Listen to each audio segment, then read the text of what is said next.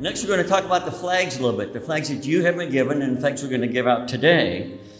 Lots of symbolism in there, in both the remember and honor and remember flags and the honor and sacrifice flags. And we're very honored today to have George Lutz, who's the president of the National Honor and Remember organization, who's going to teach us a little bit about the flags. George? I take this off? I can't? Oh, man. I can't talk and stand. I have to walk. No, I'm really, what an honor it is to be here. I'm going to do something first. I'm going to do something to antithesis of what Jim just did. I would like all the Gold Star family members to stand up, please. And let's acknowledge you. Would you please rise if you have lost someone in the military or as a first responder? Please stand up. Thank you. Thank you. And Jim and your team, for almost a decade have brought Remembrance to Nebraska Fallen, and it's just been an honor to just see it unveil and so much happening and the culmination of bringing so many families together who may not even have known each other. This is why I can't do this. You guys gotta let me pick it up.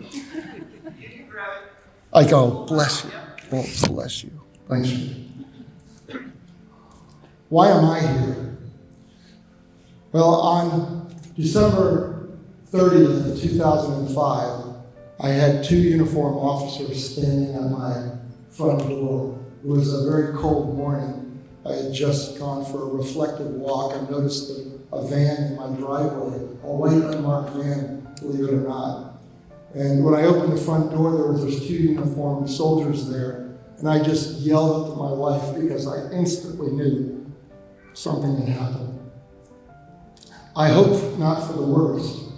But what they did was they walked into my home and they gave me 5 very simple words. We regret to inform you. Those words literally changed the foundation of my life going forward. I can't tell you, as I know you've all gone through, what that emotion, for those who haven't gone through it, what that emotion brings to you. Because I will tell you, I didn't want to live anymore after that. It was, what am I going to do with myself?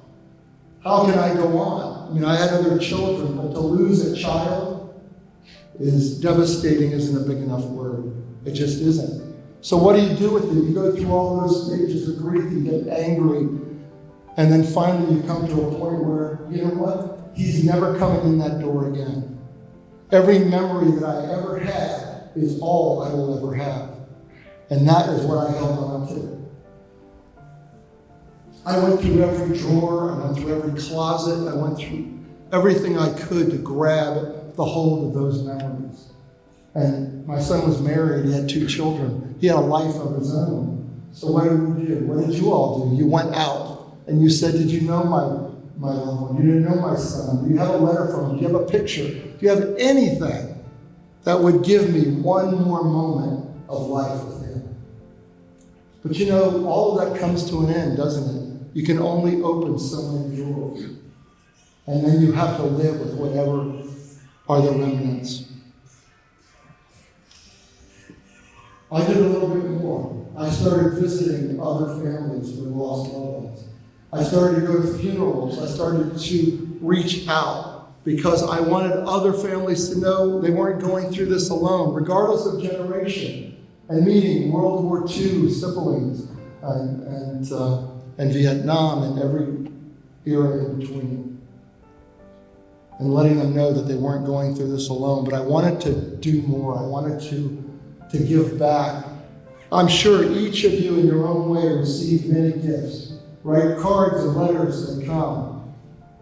You might have gotten extra pictures. You might have gotten a quilt or a portrait from Michael Reagan. There are many ways that people want to reach out. And I didn't want to get anymore. What I wanted to do was be a part of that healing. And so it took me 2 years to come out of a fog and speaking to a lot of families, now thousands. And I realized 2 things. That these families, money doesn't mean anything, gifts don't mean anything, monuments don't mean anything. There are only 2 things that I've found that have been most effective that you can really hold on to. And that is that your loved one didn't die in vain and that they're not forgotten. That's the only two things left. You know, you've heard that phrase that an individual can die twice, right? Where they can die a physical death, and then they die the last time someone calls their name out loud.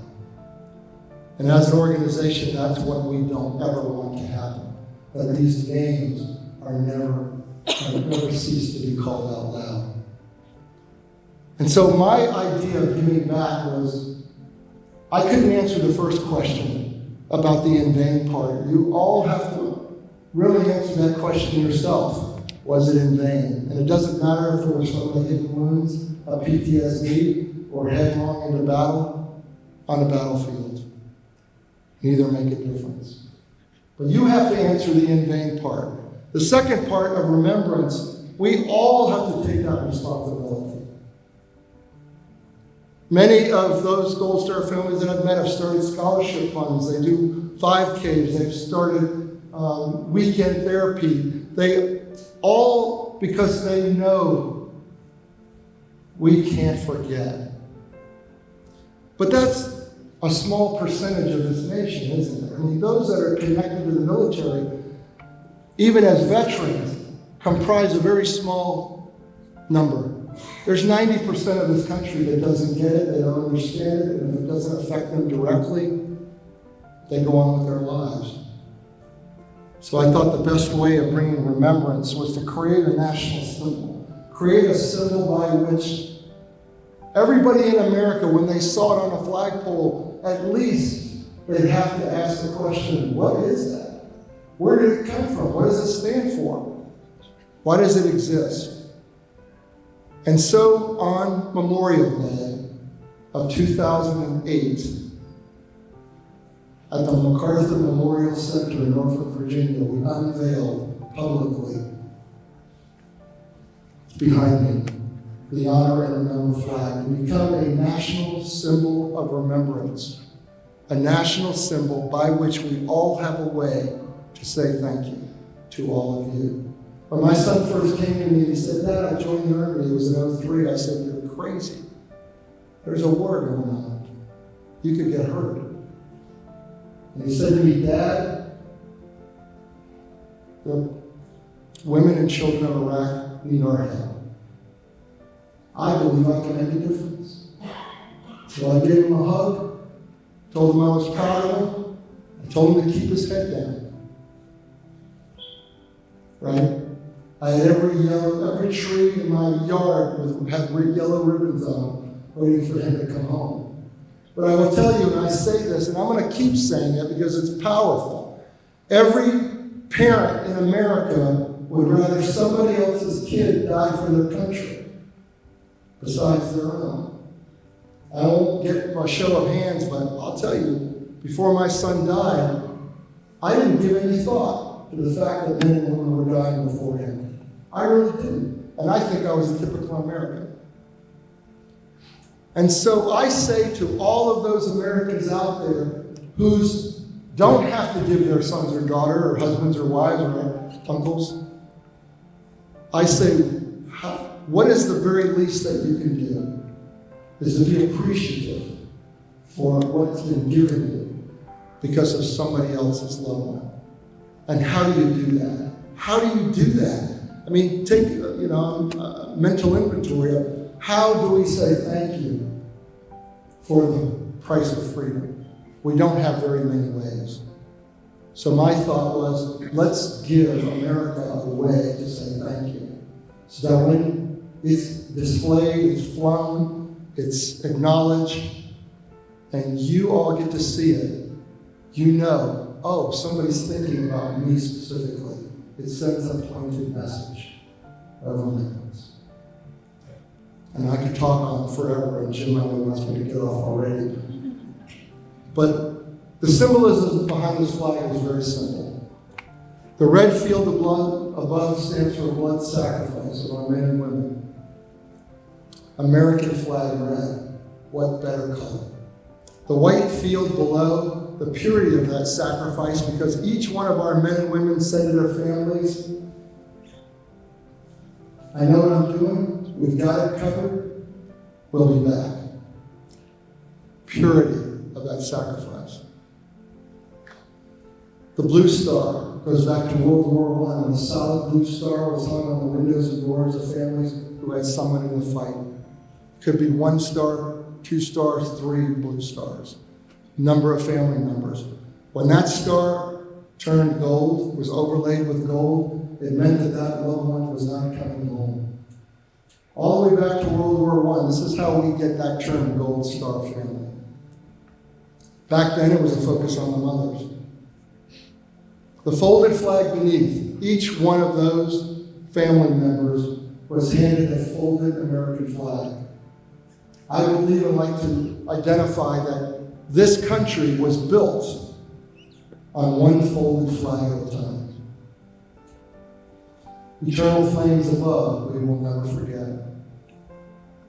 And the words below, we will always honor their sacrifice and remember them individually by name. This flag right now has been adopted as the official state symbol in 26 states, over half the country. And we're not going to stop until all 50, until it's nationally recognized. Because with the American flag, with the POW flag, and the Honor and Remember flag, to me it completes a circle of tribute that remembers all. I'm going to quickly go into honor and sacrifice. A few years ago,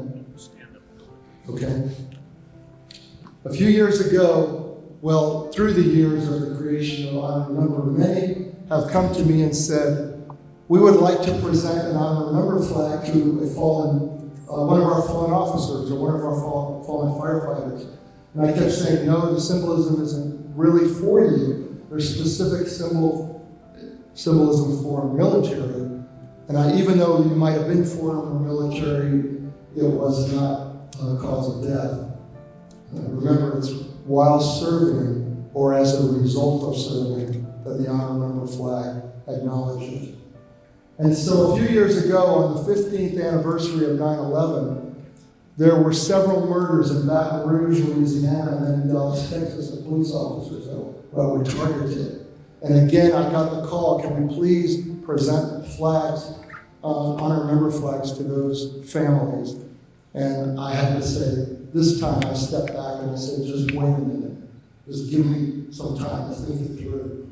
And I realized that those men and women, public servants, sacrifice their lives every day, put their lives on the line, and deserve to be remembered in a very special and unique way.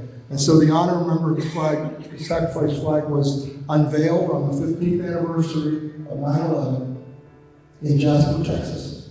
And the symbolism for this, I'll go through quickly. The blue field stands as law enforcement blue. We all recognize that color as law enforcement. What you may not know is that purple field in the center, when the firefighters go in mourning, their color is purple.